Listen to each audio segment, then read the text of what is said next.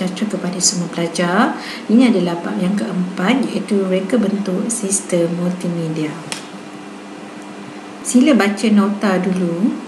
Pastikan anda telah membaca nota bab 4 terlebih dahulu di dalam Google Classroom. Kemudian rujuk nota pintas ini sebagai rumusan bab 4 yang telah anda baca. Ini adalah subtopik yang pertama, iaitu kepentingan antarmuka. Okey, ini adalah menurut Johnson pada tahun 1992. Okey, antarmuka di antara pengguna dan komputer dan boleh melibatkan perkakasan dan juga perisian. Okey, manakala Lewis dan juga Riemann pada tahun 1993, antarmuka pengguna yang asas sepatutnya termasuk perkara-perkara seperti menu, tertingkap, papan terkunci, tertikus, bunyi bip dan bunyi lain yang dihasilkan oleh komputer. So itu adalah definisi antarmuka. Okey, saya yakin pelajar biasa berdepan dengan antarmuka dalam apps, dalam handphone pelajar tu. Okey, so contoh macam Shopee, Foodpanda. Okey, kalau pelajar ada main games, so pelajar akan tengok interface tu, ada button tak nak tekan. Okay, interface ni untuk apa? Antarmuka ni menaikkan minat pelajar untuk terus menggunakannya ataupun tidak. Okay, kita kalau macam main game, attract tak pelajar untuk mula bermain game, and then bila dah start main game tu, macam mana interface tu? Okay, kalau macam pelajar menang sesuatu stage tu, macam mana dia punya feedback dia ada tak muzik, meraihkan kemenangan kat stage tu, dia ada tak apa-apa yang keluar, contoh macam belon, kalau menang tu belon tu keluar ke apa, dan sebagainya. So apa yang attract kita sebagai pengguna? So itu penting sebenarnya antarmuka tu. Yang pertama, memudahkan dan melicinkan proses pembelajaran. Di mana perubahan antara persekitaran manual ke komputer akan lebih mudah digunakan. Sebelum ni kita banyak menggunakan kertas. Kalau macam belajar, banyak guna buku teks. Kadang-kadang buku terkoyak, terbasah dan sebagainya. So proses pembelajaran tu tidak jadi berapa lancar. Tapi bila ke arah komputer, so ia sangat mudah digunakan oleh seluruh pengguna dan sangat interaktif. Tengok macam gambar yang saya letak di sebelah ni, so sangat interaktif lah kalau kids ada e-learning macam ni. Ni pasal apa saya video holiday. Ni kalau kids lah, kalau ada gambar-gambar kata-kata macam ni, so dia memang excited lah. Alright, ini sebenarnya saya ambil website shopping ni. So kat sini ada shop now. Next, gaya kawalan yang bebas, di mana antarmuka meniru persekitaran semula jadi. So jadi dia sama je. Apa yang pelajar nampak dekat buku, so dia sama je yang ada dekat dalam antarmuka berkomputer ni.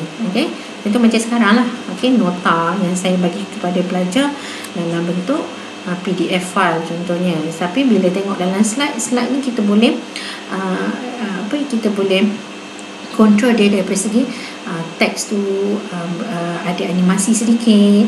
So kalau ada sound, kita boleh letak lagu sebagai background music dan sebagainya.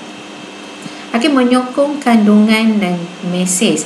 Sekiranya mesej dan kandungan tidak diurus dengan baik, sukar dijumpai atau pengguna merasa bosan ataupun dia rasa dia dah lost. Nak gimana ni? Tapi apabila ada aplikasi yang mempunyai navigasi, lepas ni boleh pergi back. Lepas ni ataupun ada button back dan juga ada button next. So dia tahu boleh pergi ke mana. So kalau tak nak, dia exit sahaja. So, aplikasi anda akan gagal mencapai objektif pembangunannya sekiranya kandungan dan juga mesej dalam antarmuka tidak diurus dengan baik. 2.0 kriteria reka bentuk antarmuka. Yang pertama, memahami pengguna sasaran. So perlulah bersesuaian antara muka kita tu dengan pengguna sasaran kita. Kita kena kenal pasti pengguna sasaran dengan tepat. Sekiranya kita nak bangunkan antara muka seperti kanak-kanak, so kita kena tahulah kanak-kanak ni dia suka antara muka yang colourful. Kita nak attract dia colourful, yang muzik dia yang jadi happening. Okey, kemudian ada objek yang beranimasi. Okey, so objek tu merupakan image yang berbentuk kartun. Font pun mesti colourful. Font pun jangan terlalu kecil. Font script tak sesuai. So kena font yang mudah dibaca. Contoh Arial, Comic Sans, okay, yang mudah. Sebab kadang-kadang dia baru nak mengenal huruf. Okay, so kat situ boleh attract pengguna sasaran kita. Seterusnya, kena pasti elemen yang penting. Okay, penggunaan elemen yang sesuai. Pastikan aplikasi tidak terlalu sesak dengan elemen sehingga menyekat objektif aplikasi. Okay, setiap kali kita nak reka bentuk interface, kita kena pastikan teks jangan terlalu banyak. Okay, sebab kita bukan buat buku, kita tengah buat satu antarmuka ataupun aplikasi yang interaktif. Okay, teks tu kurangkan sedikit. Kalau nak buat banyak boleh, tapi kita sediakan pautan. Okay, kalau pelajar perasan, kalau macam teks yang banyak, kat bawah tu ni mesti ada pautan read more ataupun seterusnya. Okay, so dia akan link another interface yang memang interface tu mempunyai kandungan yang padat dengan teks semata. Tapi kalau kita nak buat antarmuka kena ringkas. Okay, kena ada elemen yang penting sahaja. Maksudnya teks sedikit, ada image sedikit, background, jangan terlalu banyak sangat image. Okay, so sebagai contoh yang saya bagi contoh ni memang nampak yang very simple sangat. Atas sekali tu ada menu, okay, kemudian ada sedikit teks, alright, dan teks ni pun dia colourful kan, dia highlight dengan colourful. And ni dia ada background. Okay, so background dia pun memang dia akan kontra dengan tulisan supaya tulisan boleh baca, dan ada beberapa image kartun di situ. Okay, dan ada satu button shop now, right? Very simple. Seterusnya, mengurangkan ledakan maklumat. Okay, jumlah kandungan yang dipaparkan mesti seimbang dengan jumlah maklumat yang dapat diproses. Pastikan kesederhanaan pada skrin antarmuka supaya maklumat dapat disampaikan dengan cepat. Kalau kita letak banyak sangat image, okay, banyak sangat button, okay, sebenarnya kita nak antarmuka ni dia nak load tu agak lambat. Okay, so kita jangan letak terlampau banyak sangat elemen-elemen yang akan memberatkan antarmuka kita, especially yang mempunyai pautan, okay, yang boleh pergi ke next screen ataupun next antarmuka. Seterusnya, menyediakan alternatif untuk kawalan. Sediakan shortcut atau kekunci alternatif pada kawalan antarmuka. Memberikan pengawalan bebas kepada pengguna. Okay, so kawalan ni yang dimaksudkan ni, maksudnya kita ada sedia alternatif lah. Seperti macam saya kata tadi, ada link pautan read more, okay, ada button. Okay, kalau dia nak tahu lebih detail, dia ada button ataupun menu, okay, untuk antarmuka yang seterusnya. Menampung tahap kepakaran pengguna yang berbagai. Okay, ini maksudnya aplikasi ini boleh digunakan oleh semua lapisan pengguna. Okey, walaupun aplikasi yang dibangunkan, seperti contoh yang saya buat ni, yang saya sediakan ni, aplikasi ni kita nampak sebenarnya untuk parents lah nak tengok. Okey, sebab kalau shop now ni biasanya dikontrol ataupun dikawal oleh parents, tapi kids dia pun boleh tengok. Katakan aplikasi yang melibatkan pembelajaran e-learning. Okey, contoh macam untuk kanak-kanak prasekolah. Okey, so dia nak tahu alfabet, nak kenal alfabet. Okey, so parents boleh guide dia. Okey, maksudnya kalau dia klik A, so akan keluar A for apple, B for ball, C for car. Okey, katakan nak dengar bunyi car, bunyi kereta tu bergerak. So dia akan ada satu ikon sound kat situ. So kita guide lah kids kita klik pada button sound tu, nanti dengar bunyi kereta berderu. Itu maksudnya. Okey, di mana banyak lapisan pengguna boleh menggunakan antarmuka tersebut. Okey, seterusnya 3.0, komponen antarmuka. Yang pertama, latar belakang dan juga texture. Okey, latar belakang ni adalah lapisan antara muka yang paling asas di mana menyediakan latar yang menarik untuk paparan kandungan. Okey, perlu kelihatan menarik di mata pengguna. Okey, sebagai simbol visual kepada kandungan. Okey, perlu sekata dengan skrin untuk membolehkan pengguna memberi tumpuan terhadap maklumat yang tertera pada skrin. Okey, kemudian butang ikon dan juga picon. Okey, ini adalah peralatan navigasi ataupun navigation tools di mana kita ada button, okey, yang paling mudah direka. Okey, kita boleh buat button dalam pelbagai bentuk dan saiz dan juga senang digunakan. Okey, so tengoklah, normally kalau kita buat button yang mempunyai teks, okey, kontrakan background warna button tu dan juga teks kena nampak. Kalau button tu warna hitam, teks pun warna hitam, orang tak tahu itu button apa. So pastikan kalau background warna hitam, teks tu mesti warna putih. Okey, so pelbagaikan bentuk dan saiz. Okey, so tak mestinya kalau button tu kena bulat, tak mesti kena empat segi. Kadang-kadang button tu dalam bentuk kartun dan sebagainya. Okey, seterusnya ikon adalah simbol visual kecil yang menunjukkan fungsi sesuatu bahagian yang hendak diwakilinya.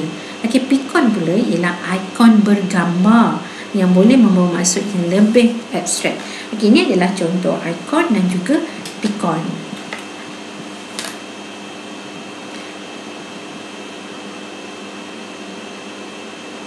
Okey, seterusnya adalah maklum balas. Okey, maklum balas berfungsi untuk memberi pengguna bereaksi, okey, ataupun memberi tindak balas pengguna pada komponen antara muka. Okey, maklum balas boleh tercetus dengan kita klik butang ataupun button, ataupun kita klik ikon, ataupun kita klik picon dan juga menu. Itu yang kita panggil dia sebagai maklum balas dan juga interaktif. Okey, selain daripada itu, maklum balas juga boleh menghasilkan kesan bunyi. Kita klik button tu ada bunyi.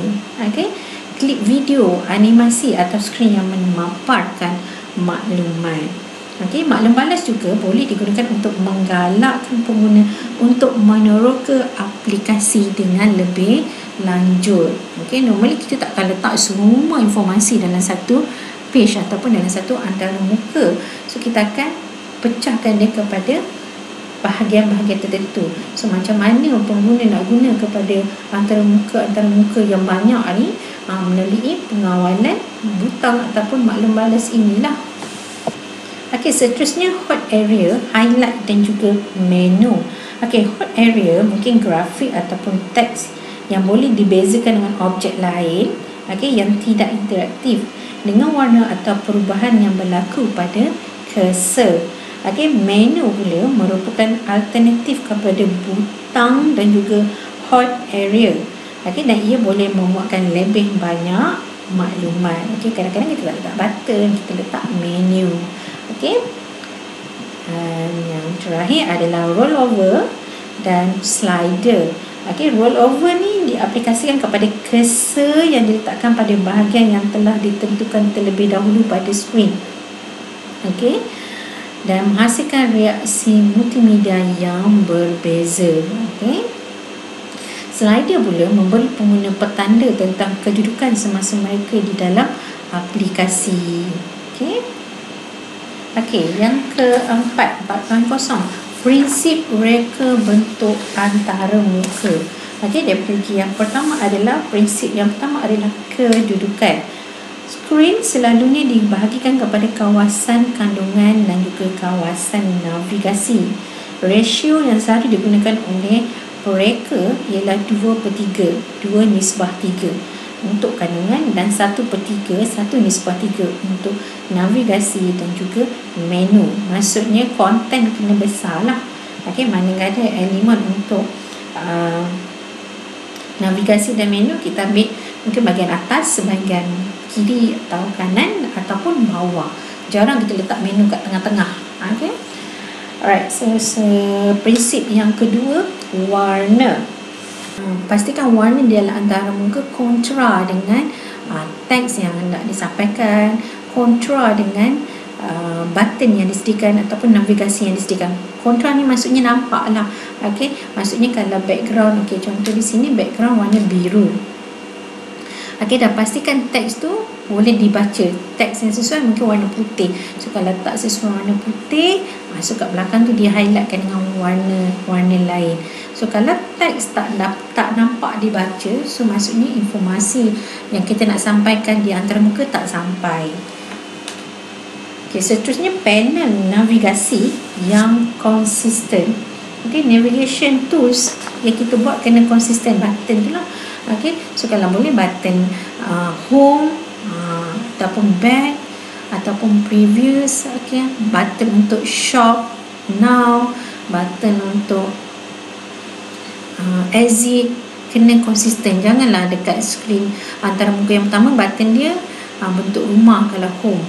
Okey, button yang kedua dalam bentuk dalam skrin yang kedua home tu tulisan pula, so macam tak konsisten. So kena boleh guna button ataupun navigasi yang kita dah buat, so konsistenkan dia pada setiap antara muka yang kita sediakan.